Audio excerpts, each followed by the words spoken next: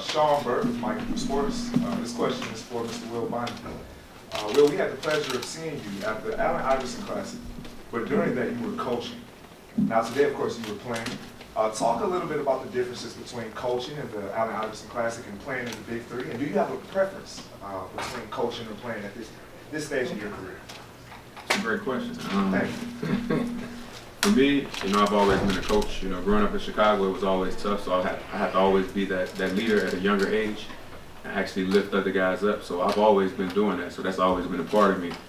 And, making this transition has been easy for me, as far as like coaching and helping out the kids. That's something that I've always did, even from growing up, from taking a guy like Tony Allen, who I grew up with, in the projects in Chicago, and getting him to transfer to my high school and his whole life changing, in a matter of a couple of years. You know what I mean? So I've always been that person, and it's been an easy transition for me just to, do the things that I love, which is, lifting other people. Sure. Go ahead. Shane, I played Fox Sports Radio. You guys losing Josh Smith early in the game. How did that change, I guess, the rest of your game plan? Well, for me, as a coach, I enjoyed the intensity and the passion early. And, obviously he's got to contain himself. But I thought that everybody picked it up and really set the tone for the way the game finished, in my opinion. Eric Coughlin with the Detroit News. Will, what's your favorite memory as a Piston?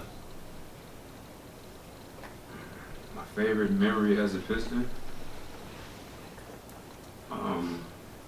It would probably be scoring 26 in the quarter to clinch the playoffs. That was my Everybody likes to score. I mean, it was because it was a win, and it was to make the playoffs, it's okay. and it was my first time making the playoffs. How do you like being back in Detroit? Oh, I love it. It's like it's home for me. It's home for me. I mean, the field, the fans, everything is pure. It's genuine. We have one back here. Right here. Yeah.